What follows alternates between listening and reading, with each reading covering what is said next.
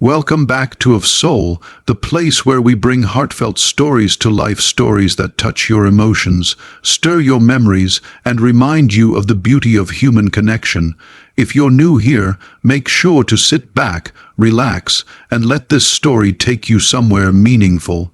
Today's story begins in a small, quiet town, a town where everyone knows everyone else, and where secrets often hide in the most ordinary places. A town where a single father named Daniel lived with his 7-year-old daughter, Lily. Daniel was a mechanic, one of the best in town. His garage sat at the end of Maple Street, a cluttered but comforting space full of tools, engines, and the faint scent of motor oil. Life hadn't been easy for Daniel. His wife, Melissa, had passed away 4 years earlier after a sudden illness, leaving him heartbroken and struggling to balance fatherhood with work. But he never complained. He poured every ounce of love he had into raising Lily. Lily, bright and curious, spent most afternoons sitting on a small stool in the garage, coloring in her sketchbook or carefully handing her dad tools as he worked. She loved the sound of clicking metal and the hum of engines. She loved the way her father smiled when she said she wanted to become a mechanic just like him. One cool autumn afternoon, as golden leaves danced across the sidewalk, Daniel was repairing the worn-down engine of an old pickup truck. Lily was nearby, humming softly to herself. That's when the garage door creaked open. Daniel looked up and saw a small boy standing in the doorway, shivering slightly, his clothes a bit dirty and his eyes wide with fear. "Hey there, buddy," Daniel said gently, wiping his hands on a rag as he approached. "Are you lost?" The boy didn't speak. He simply stared up at Daniel, then glanced around the garage as if trying to decide whether this was a safe place. Lily hopped off her stool and approached him with a warm smile. "Hi, I'm Lily. What's your name?" Still no response. The boy looked to be around 5 or 6. His cheeks were flushed from the cold, and he held a small toy car tightly in his hand. Noticing this, Daniel crouched down to the boy's level. "You like cars?" he asked kindly. The boy nodded slightly. "Well, you came to the right place," Daniel said with a soft chuckle. "But we should probably get in touch with your parents. Are they nearby? Do you know your address?" The boy lowered his head and shook it. Then, in a trembling whisper, he said the first word since he arrived. "Evan." "Your name is Evan?" Lily asked. He nodded. Daniel exchanged a worried glance with his daughter. Something wasn't right. He led Evan to a small chair near Lily, gave him a warm blanket he kept for customers during winter, and offered him some hot chocolate from the thermos Lily had brought. But before Daniel could call the police to report a missing child, something unexpected happened. A woman's voice echoed from outside the garage. "Evan, Evan." The child froze. His grip tightened on the toy car, and he looked terrified rather than relieved. Daniel stepped outside, scanning the area.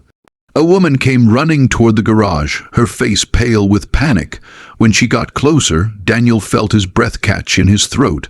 It was her, Emily, his first love, the woman he had once planned to marry. The woman who left town without explanation 11 years ago, shattering his young heart. She stopped a few feet away, equally stunned. Her eyes widened, emotion flickering across her face. "Daniel," she whispered. For a moment, time seemed to freeze. The cool air, the rustle of leaves, the faint humming of an engine, everything around them faded into the background. Daniel swallowed hard. "Emily." Before either could say more, Evan ran into her arms, trembling. Emily held him tightly, whispering words of comfort, gently stroking his hair. Daniel watched, feeling a confusing mix of emotions: relief that the boy was safe, surprise at seeing Emily again, and something deeper. Something old and aching. "I'm so sorry," Emily said once Evan had calmed a little. "He wandered off while I was talking to the family we're staying with. I was terrified. Daniel nodded. He showed up here a few minutes ago. He didn't say much. Emily's expression softened. He's shy with strangers, and he's been having a hard time lately. Lily approached Evan cautiously, offering him her drawing book. Do you want to draw with me? Evan hesitated, looked up at Emily for reassurance, and then nodded. Soon, the two children were sitting at the small workbench, scribbling colorful shapes, their earlier fear forgotten. Daniel and Emily stepped aside. You're back in town, Daniel said quietly. Emily nodded. Just for a while, things didn't work out in the city. Her voice carried an exhaustion he hadn't heard before, something deeper than fatigue, something like sorrow. Is Evan your? Daniel asked. My son, she said. His father isn't in the picture anymore. There was silence again, a long, heavy silence filled with what-ifs and what might have beens. Daniel finally cleared his throat. I'm glad you found him. Thank you, Emily said, her voice trembling. Really? I don't know what I would have done if.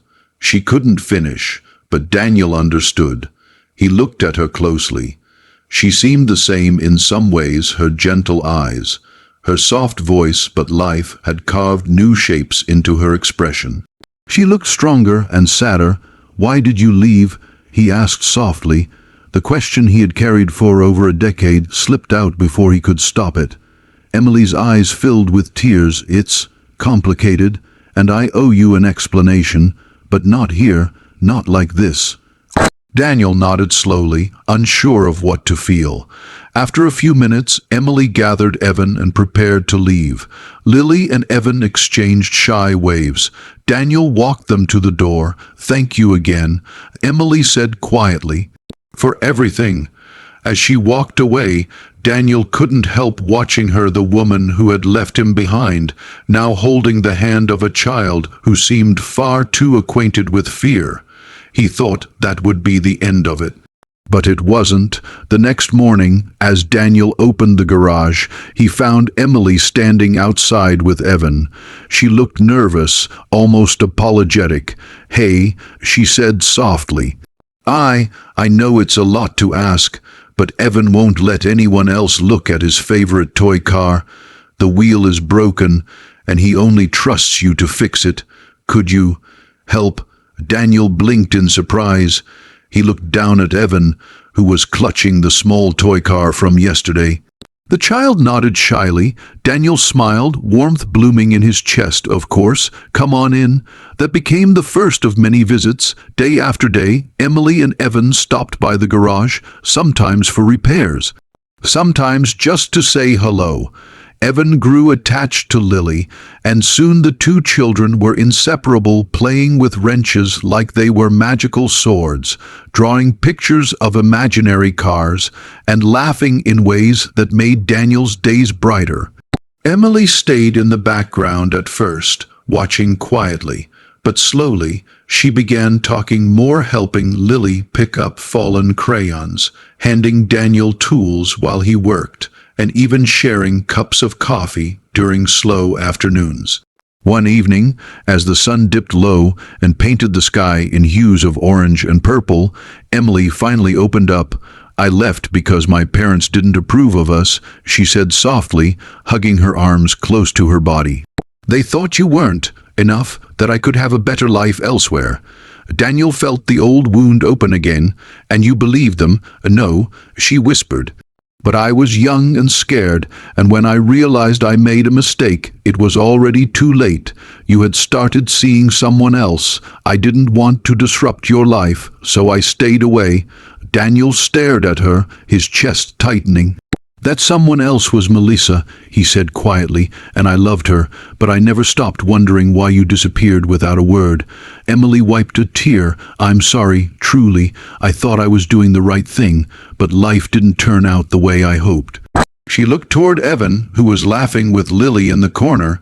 He's my whole world, she said, but his father wasn't kind. We left to start fresh. That's why we're here.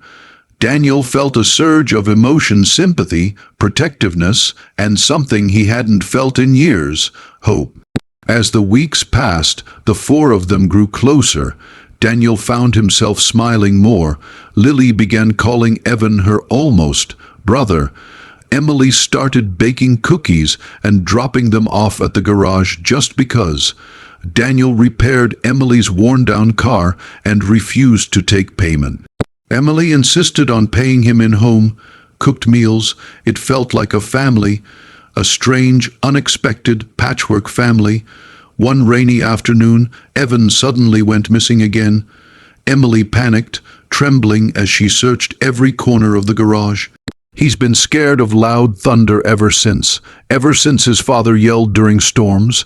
Daniel immediately set out with Lily, searching the alley, the nearby park, and the streets.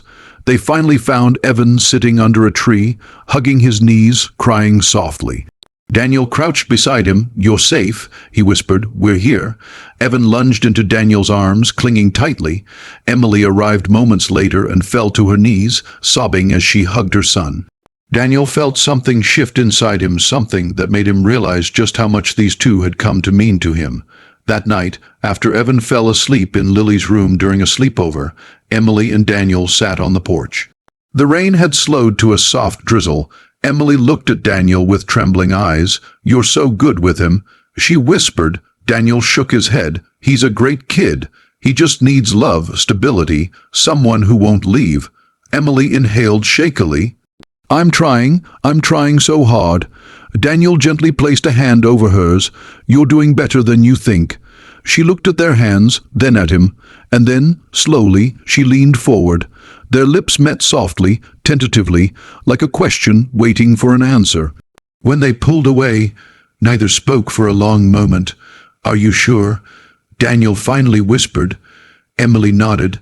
"I've never been more sure." Over the next months, their lives intertwined even more. Emily found a small job in town. Daniel helped her find a new apartment. Evan and Lily became best friends, and slowly, gently, the cracks in Emily's heart and Daniel's began to heal. One warm summer evening, as fireflies danced in the backyard, Evan tugged on Daniel's sleeve. "Are you gonna be my dad?" he asked innocently.